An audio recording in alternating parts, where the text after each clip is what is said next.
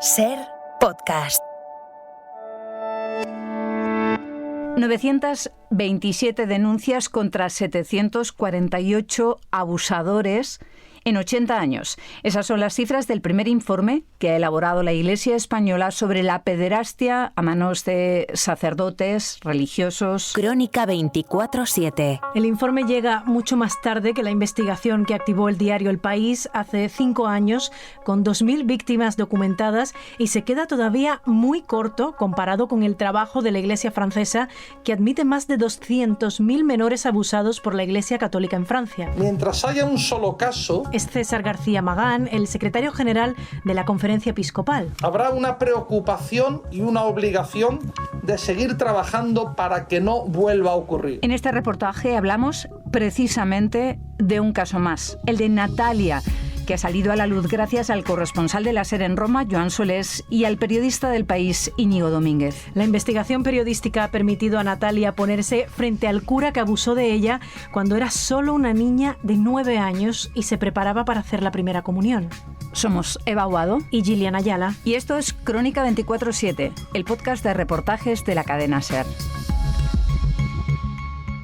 La catequesis del demonio, Soy Natalia. por Joan Solés. Es el testimonio estremecedor de una mujer de origen argentino actualmente residente en Cataluña, cuyos apellidos evitamos difundir por respeto a su derecho a la privacidad. A los 9 años, prácticamente a la misma edad de su hija hoy, sufrió abusos sexuales reiterados por parte de un cura descendiente de españoles, su catequista, hace 40 años. Tocaba mis partes íntimas, sin cortarse, sin pensar en el mal que podía hacer a una niña de 9 años. Él siguió hasta que hice la comunión. ¿Qué hay en la cabeza descerebrada de un hombre que abusa de un o una menor? Es una incógnita que ni siquiera los psiquiatras son capaces de responder sin un análisis en profundidad del agresor. Las víctimas, sin embargo, sufren durante años, décadas, algo muy bien evaluado en medicina, el trauma de la violencia en la infancia. Mucho mayor si procede de una persona de confianza, como pueden ser familiares, profesores o religiosos que les pregonan antes de recibir un sacramento. Es lo que la señora Natalia llama la pared, un muro de bloqueos y temores que perciben periódicamente a lo largo de su vida. Ya nunca más volví a la iglesia. Ya se cerraba esa etapa en mi vida, pero la memoria cada cierto tiempo te pone frente a la pared.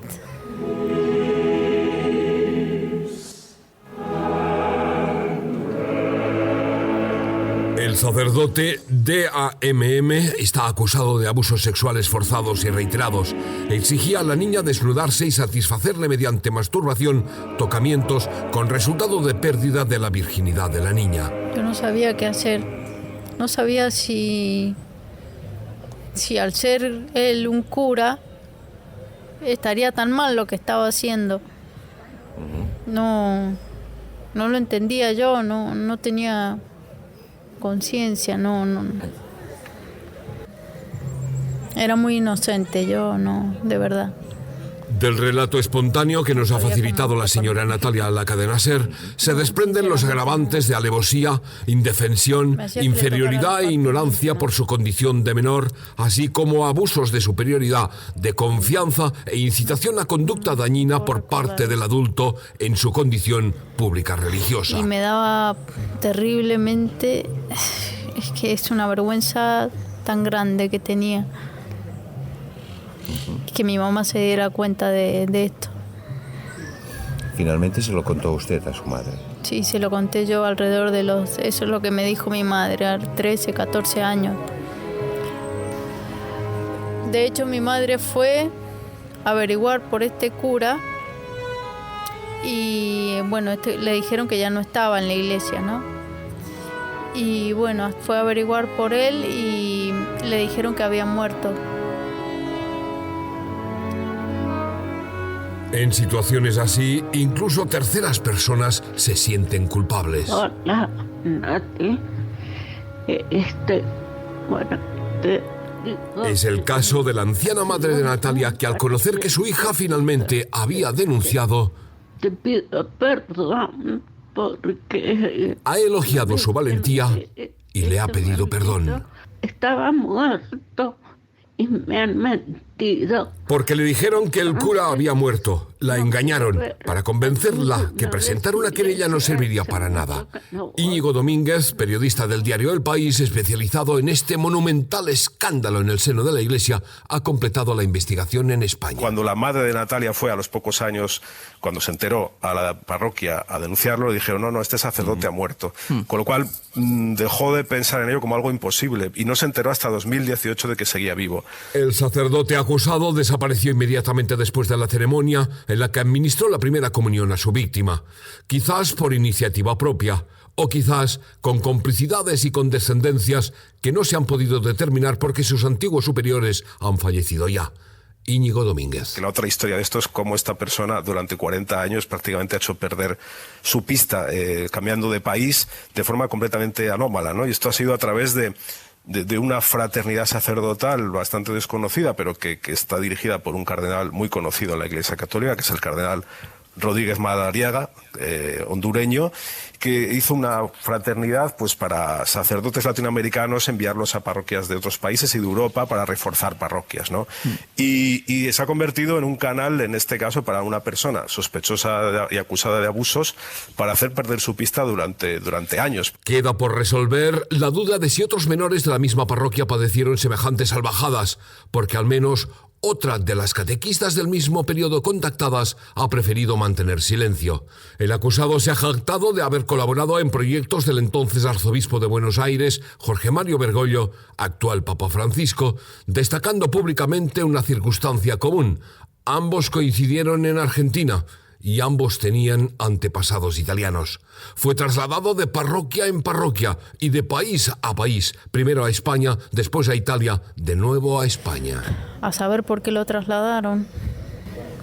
¿Tenía usted idea de que estaba en Italia? No, yo no sabía que estaba en Italia. La señora Natalia identificó a su violador en una parroquia de Roma primero y en Madrid hace pocas semanas. Le acompañó el periodista del País. Natalia vino a Madrid y yo fui con ella a la parroquia y bueno, allí primero entré yo a hablar con este sacerdote, sobre todo para asegurarme de que era él, y efectivamente era él, era su nombre, tenía acento argentino y reconoció que era él. Y entonces le dije que había esta acusación contra él y que tenía que decir. Él se mostró muy sorprendido y lo negó y se asombró muchísimo. Hablé como una hora con él y entonces luego le dije, mire, aquí fuera está esta persona que le acusa y le gustaría verle cara a cara y ver si usted se lo niega delante de ella, ¿no? Ante esta situación, la víctima decidió plantar cara a su agresor. Natalia no estaba segura de si quería entrar o no, porque decía, si no lo reconoce, ¿para qué voy a pasarlo mal todavía, no? Ella ha sido muy valiente todos estos años esperando y luego muy paciente y ha hecho un gran esfuerzo personal para hacer todo esto, de venir hasta Madrid, de ir a la parroquia, de verlo y al final, bueno, entró en el despacho y hubo esa escena, ¿no? Ya se quitó las gafas de sol y le dijo, ¿se acuerda de mí? Y él la miró y dijo que no se acordaba, empezaron a hablar, pero él dijo que no podía pedir perdón por algo que no recordaba haber hecho y que lo sentía mucho y que, bueno, fue una conversación tensa, infructuosa y frustrante, ¿no? Porque, bueno, pues obviamente Natalia piensa que le está mintiendo, pero él lo niega, pero bueno, los indicios de Natalia son abrumadores porque obviamente no ha olvidado su nombre, tiene fotos. No, el nombre no. No se olvida eso. Yo nunca más supe de este cura. No lo vi nunca más en la iglesia. De hecho, yo no quería ir a la iglesia, nunca más. En este caso ha sido un momento humanamente muy, muy impactante. Y bueno, pues por lo menos para Natalia, que es lo importante, ha sido cerrar página en el sentido de que ha hecho pues todo lo posible, por fin ha conseguido encararse con este hombre y ahora espera que se haga justicia. Con su denuncia ante el defensor del pueblo y ante el arzobispado, que finalmente ha procedido a la suspensión del cura de sus funciones, la señora Natalia quiere animar a todas las mujeres que han sufrido abusos sexuales en la infancia a denunciar a sus agresores. En el seno de la Iglesia Católica se estima que casi 8 millones de varones en todo el mundo ya lo han hecho, pero el número de mujeres sigue siendo muy reducido y no responde a la realidad de conventos y parroquias. Porque la justicia llega, siempre llega, siempre, sí. Sí, yo sí En eso creo, todavía.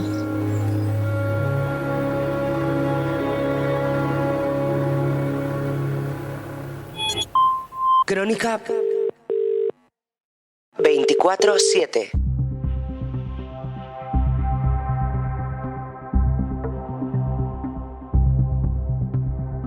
El mapa del tiempo previsto para mañana nos da esta situación atmosférica. Del famoso mapa del primer hombre del tiempo de Mariano Medina, ya por los 60 o 70, incluso de la pizarra, en la que se dibujaban con tiza las borrascas y los anticiclones. Muy caluroso en toda España, sobre todo en el este y en los archipiélagos, pero en general en todo el país esperamos temperaturas claramente por encima de lo normal.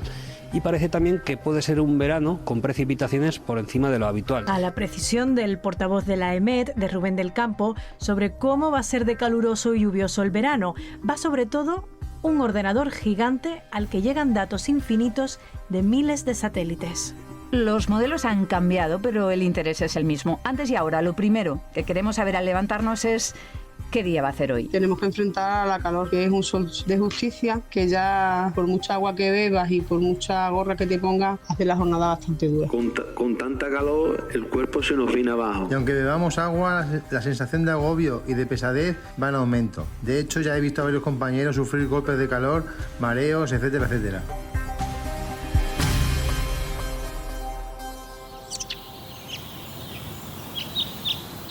Pronóstico del tiempo. Aciertan más o menos que antes. Alejado del ruido de Madrid y rodeado de verde, 5 letras en un letrero conforman una de las siglas más reconocibles de España, AEMET. Por Javier Liébana. Fuera hace un día soleado. Hola, ¿qué tal? Muy buenos días. Hola, ¿qué tal? Pero dentro llueve en el norte, hay cielos despejados en el sur, con algunas nubes en el centro, calor en el este y viento en las islas. Soy Javier Méndez, que soy el jefe del área de explotación y gestión de datos de la Agencia Estatal de Meteorología. Estamos en el termómetro de España. Esta es la sala de operaciones. 2 pantallas grandes recogen infinidad de números y letras. Una señala las comunicaciones con aeropuertos, bases militares u otros servicios meteorológicos. Este, por ejemplo, sería el sistema de conmutación de mensajes.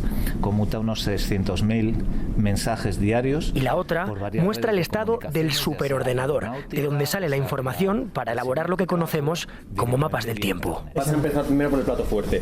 La predicción numérica se basa en este ordenador. Vamos a ver el segundo ordenador más grande de España y con esto se basan las predicciones meteorológicas que hacen el resto de meteorólogos de España para defensa, aviación civil, protección civil y el público en general. Al ordenador llegan multitud de datos, la mayoría a través de la red de estaciones automáticas que tiene la AEMET por toda España, unas 800. Bueno, es un equipo electrónico en el que se recoge temperatura, humedad, viento, etcétera. Se recoge normalmente cada pocos segundos. Esa información se procesa en la propia estación automática y cada 10 minutos la propia estación automática envía la información y en la agencia hay un sistema, un concentrador de esos datos. A través de ecuaciones matemáticas, el superordenador transforma estos datos, con el fin de saber qué tiempo va a hacer. Este modelo meteorológico está pensado para dar predicción a 72 horas. Cada 15 minutos hay una representación matemática del estado de la atmósfera.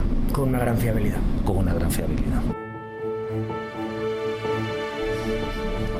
Pues si quieres vamos entrando. Aquí ya se empieza a notar el aire. Aquí se empieza a notar el aire. Pasando 2 puertas de seguridad, un pasillo de aire y ventiladores refrigeran los 16 armarios que conforman el Cirrus, el ordenador que hace todo lo que acabamos de contar. Este es el sonido dentro de la sala donde está. Son más o menos unos 8 millones para un servicio de 5 años. Es el corazón de la agencia. Hace trillones de cálculos por segundo. Tiene ahora 3 años. En 2 muere. Y entonces otro ordenador. Igual.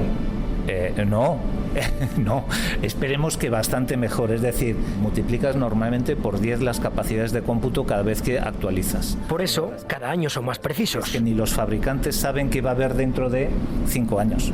¿Y cuál es el objetivo? Es decir, ¿a dónde queremos llegar? Reproducir el estado de la atmósfera a futuro. Saber qué tiempo va a hacer. Todo el rato. Todo el rato, en cada momento. Pero todos estos datos que están en el cielo tienen que bajarse a la Tierra. Algo que no pueden hacer las máquinas. Para interpretar toda esta información están los predictores, meteorólogos del Estado. Vamos a subir al Centro Nacional de Predicción, donde se hacen las predicciones a nivel nacional. Lo que es Cayetano Torres desde hace 31 años. y desde aquí se coordinan todas las predicciones de España. Se determinan los avisos que va a haber para las siguientes 72 horas. Avisos de tiempo adverso, marítimos, aeronáuticos y avisos terrestres de predicción adversa. Aviso amarillo, naranja o rojo. Se controla desde aquí y se coordina. Físicos, ingenieros y algún químico que se reparten por la geografía española y que son los encargados de dibujar los mapas. Tener un papel con 1 millón de números, pues te dice poco. Entonces eso hay que procesarlo y eso se llama el postproceso. Consiste en dibujar esos campos para intentar interpretarlos, o sea, lo que conocemos por pintar las isolíneas, que pueden ser las isoipsas, las isobaras. El ser humano asimila eso mejor de manera visual. Y es que el superordenador es muy preciso, pero no al 100%. Entonces puede darse, que basándose en los conocimientos y experiencia de un meteorólogo, que pueda rebajar o incluso agudizar una predicción. De hecho, lo corrigen muchas veces. Hay avisos, normalmente avisos bastante graves, avisos de nivel rojo, que puede que no capten los modelos. Por eso es fundamental el personal en la agencia. De esos avisos graves se encarga también Ricardo Torrijos. Cuando ha habido las típicas danas de levante que dejan muchas precipitaciones, pues muchas veces de Protección Civil lo comentan. Si no se hubiera avisado, pues hubiera habido decenas de muertos. Entonces, hoy en día se acierta mucho más que antes. En los años 50 preguntaban a los pilotos: ¿te has encontrado algún frente en el Atlántico? Sí. Pues, yo recuerdo hace 30 años cuando estaba de predictor en el GPV de Santander, el Grupo de Predicción y Vigilancia de Santander. Después de salir de turno 24 horas, hacía la predicción, que a lo mejor pronosticaba que pues ahí en Santander era la predicción muy difícil antes, porque el satélite era muy rudimentario. Y en el autobús iban diciendo: estos del tiempo dicen que no sé qué, estos del tiempo y tal. Y yo callaba, pero recuerdo la sensación de hacer la predicción, levantarte a la salida del turno, abrir la persiana y mirar el cielo. Mirar el cielo y como recién levantado, ves todo luz, luz, luz. A lo mejor habías dicho despejado y decías, bien, he acertado. Y según se te iba cerrando la pupila, veías eso cada vez más gris y decías, Dios mío. Entonces, hace 30 años se metía la pata bastante.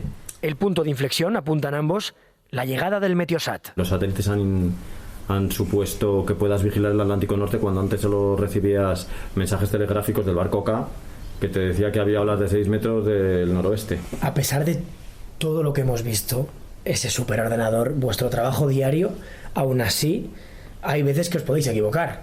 Efectivamente, es que la ciencia ha ido evolucionando. Si pudiéramos computar cada átomo de la atmósfera, pues sería perfecto. Pero es que eso no es posible, es imposible. Entonces pero con el paso del tiempo, el error es cada vez menor. Se me quedó grabado la predicción de Filomena, por ejemplo, que fue muy buena. De las salidas de los modelos numéricos iban alertando a los predictores que algo no habitual iba a ocurrir. Y lo centraron muy bien geográficamente y temporalmente. Un servicio dirigido a la ciudadanía, pero también a defensa, transporte marítimo, aviones, trenes, eléctricas y a incendios. Desde las pequeñas cosas, como puede ser una señora para tender la ropa, hasta cosas tremendas como puede ser una operación militar, una operación aeronáutica, una desgracia o una... Ahora ya son capaces de predecir el tiempo con una calidad buena a 15 días vista. Por eso no podíamos irnos sin preguntárselo. ¿Qué tiempo creéis que podemos esperar para Semana Santa? Hoy entra un frente por Galicia que va a dejar precipitación en el tercio norte y la cornisa cantábrica hasta el lunes más o menos. El lunes seguirán las precipitaciones por el Pirineo. Luego el martes se espera lo que tradicionalmente conocemos como buen tiempo, que realmente el buen tiempo entre comillas, porque pues, el buen tiempo es malo para las reservas de agua. Miércoles y jueves continúa el buen tiempo. El viernes entra una baja por Cádiz que dejará precipitaciones en el extremo suroeste. Luego el sábado va a haber chubascos aislados, sobre todo en el centro peninsular. Será una Semana Santa agradable y con temperaturas más altas de lo normal, que a lo mejor hay que sacar el paraguas en algún momento, sobre todo en el suroeste peninsular, ¿no? Además que es un clásico ya ahí en Sevilla, sí. ¿No? Que incluso le da más emoción, ¿no? a las procesiones. Gotas que dan emoción a la primavera.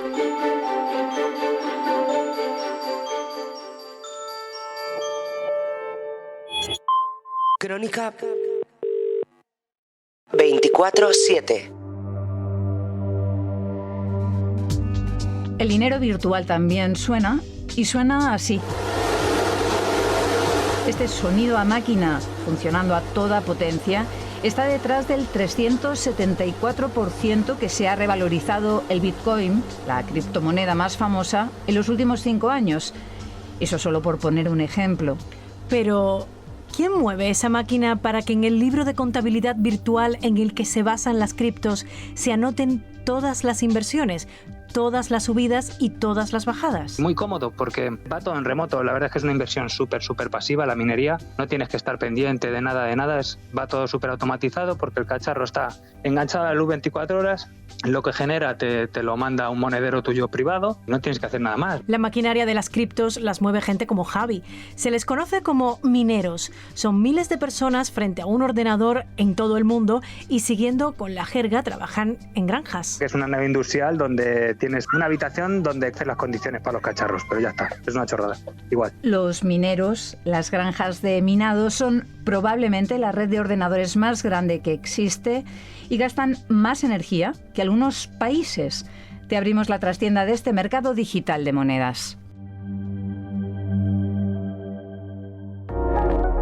Los secretos del imperio de las criptomonedas.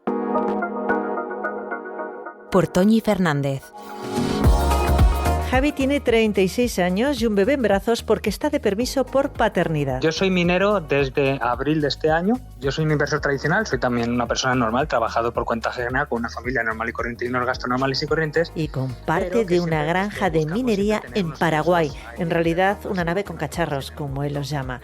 4 de esas máquinas, con líneas que jamás ganarían un concurso de diseño, son suyas. Le han costado unos 40.000 euros y eso que las ha comprado baratas porque el mercado vive un momento bastante malo.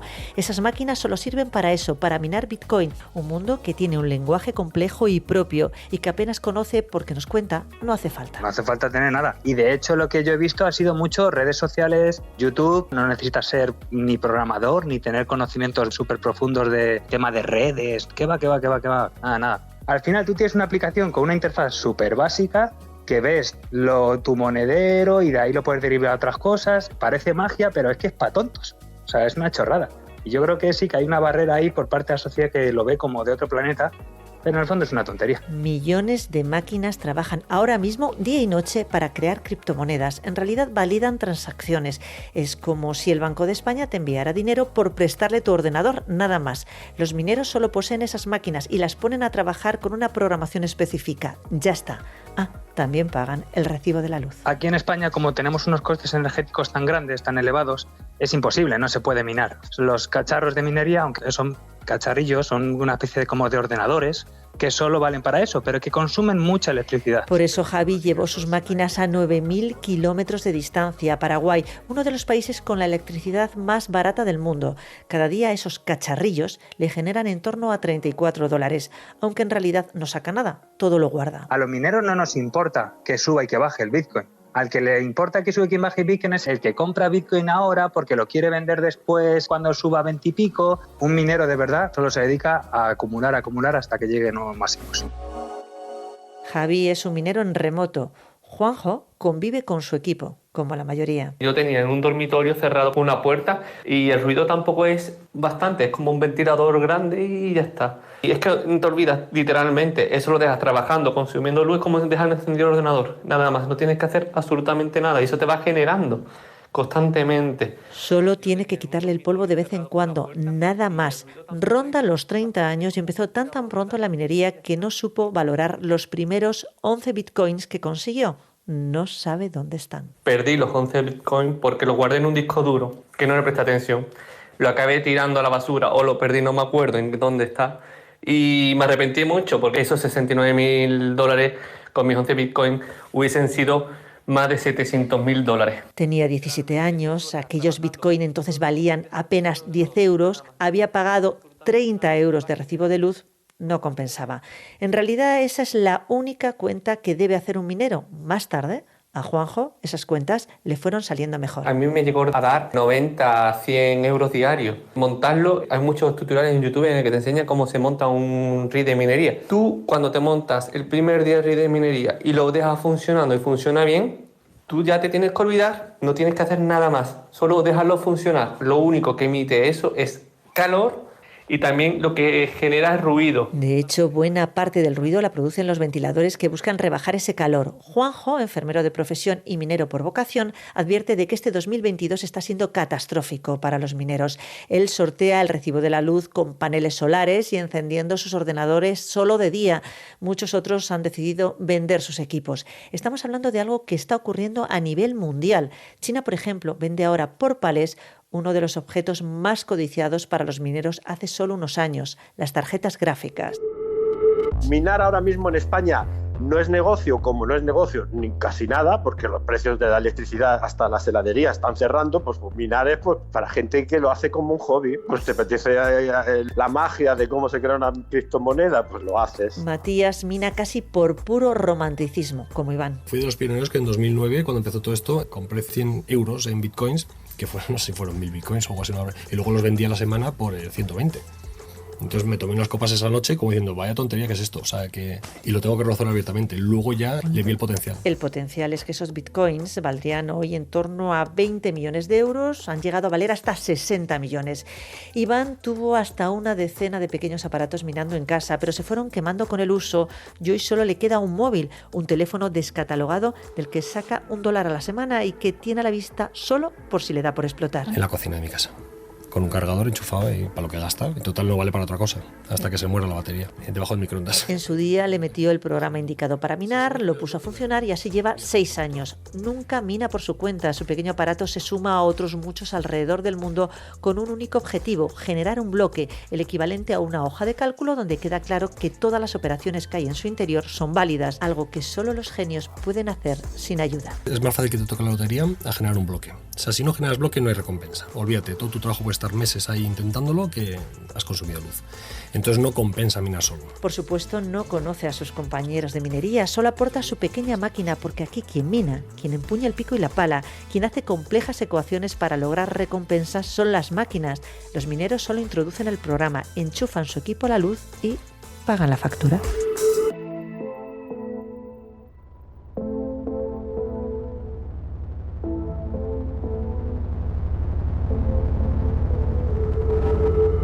Crónica 24/7. Esto es Crónica 24/7, el podcast de reportajes de la cadena SER que cada semana busca y te ofrece testimonios, historias. Ya nunca más volví a la iglesia. Ya se cerraba esa etapa en mi vida, pero la memoria cada cierto tiempo te pone frente a la pared. Es un equipo electrónico en el que se recoge temperatura, humedad, viento, etc. Se recoge normalmente cada pocos segundos. Al final tú tienes una aplicación con una interfaz súper básica que ves tu monedero y de ahí lo puedes derivar a otras cosas. Parece magia, pero es que es para tontos. O sea, es una chorrada. Información, miradas. Cuando se enteró a la parroquia a denunciarlo, dijeron, no, este sacerdote ha muerto.